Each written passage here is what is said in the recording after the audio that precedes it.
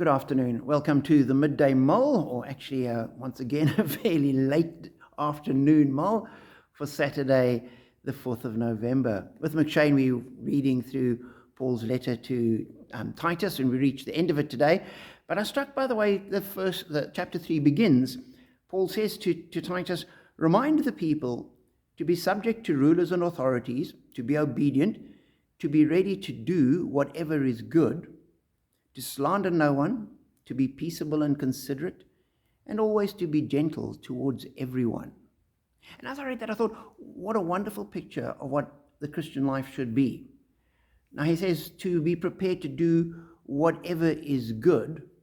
And we know from South Africa's experience and looking around the world that sometimes those in authority expect you to do things which are not good. And then you stand your ground and you refuse to do what is wrong.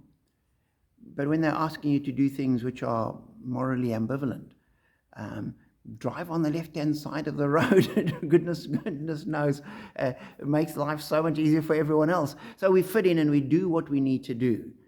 But not only with authorities, but with the people round about us as well. And we're the kind of people that are considerate, that are gentle, that people get along with and we get along with them. And that's the way we win people over.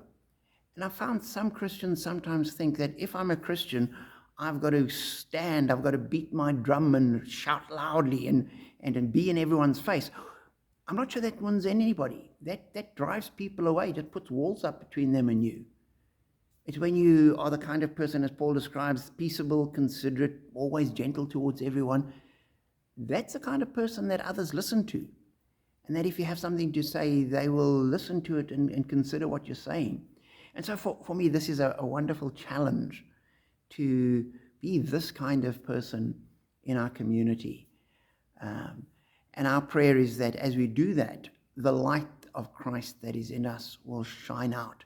And we remember we're following Jesus, and he was confronting towards religious leadership and hypocrites.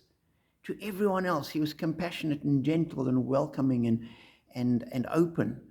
And we need to be his disciples, his followers, reflecting his light and his nature to the world. That way, when we speak, and we do need to speak, we do need to share the gospel, be able to say why it is that we're doing what we're doing, what motivates us to live like this. People will be prepared to listen.